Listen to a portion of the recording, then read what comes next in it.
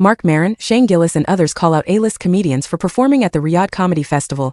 Numerous A-list American comedians have come under fire from fellow comedians for performing at the Riyadh Comedy Festival that kicked off in Saudi Arabia on September 26.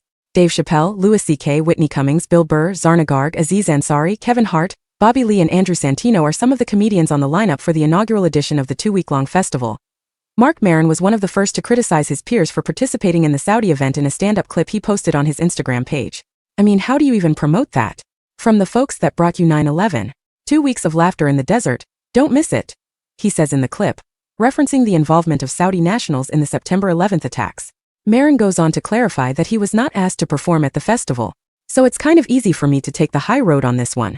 Easy to maintain your integrity when no one's offering to buy it out. Zach Woods took to Instagram to post a satirical video promoting the festival that called out human rights violations by Turki al-Sheikh, head of Saudi Arabia's entertainment authority. Now there's a lot of drips, killjoys and dweebazoids who say they shouldn't do comedy over there because they're whitewashing a regime that, just in June, killed a journalist and killed Jamal Khashoggi and played a big role in 9/11. Shut up. Name one comedian who hasn't whored themselves out to a dictator. He says in the clip. Gillis also claimed he turned down a significant bag, even after the organizers doubled his offer to perform at the festival. I took a principled stand. You don't 9/11 your friends, he said on The Secret podcast. During an episode of Two Bears, One Cave, Stavros Halkias told Chris DiStefano that he declined the invitation. Conversely, DiStefano said he was not keen on performing in Saudi Arabia but decided to go ahead with it because his wife urged him to take the paycheck. Comedian Tim Dillon revealed on his podcast The Tim Dillon Show that he was fired from the festival for making jokes about the country's alleged use of forced labor. They heard what you said about them having slaves, Dillon recalled his manager telling him, in the episode released on September 20th. They didn't like that. The remarks that didn't sit right with the festival's organizers were made on an episode released on August 20th, in which Dillon repeatedly joked about alleged slavery in Saudi Arabia, and his decision to accept a reported payment of $375,000 for his performance at the Riyadh Festival. Comedian Atsuko Okitsuka posted screenshots of a contract that was sent to her to perform at the festival on Threads.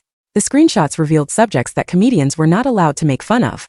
They could not perform material that may be considered to degrade, defame, or bring into public disrepute, contempt, scandal, embarrassment or ridicule Saudi Arabia, its ruling government, royal family, or any religion or religious figure.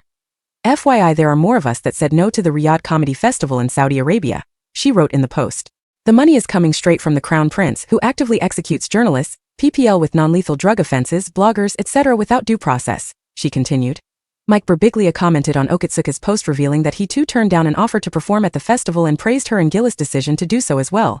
The Saudi government is using the Riyadh Comedy Festival to deflect attention from its brutal repression of free speech and other pervasive human rights violations, said Human Rights Watch in a statement this week.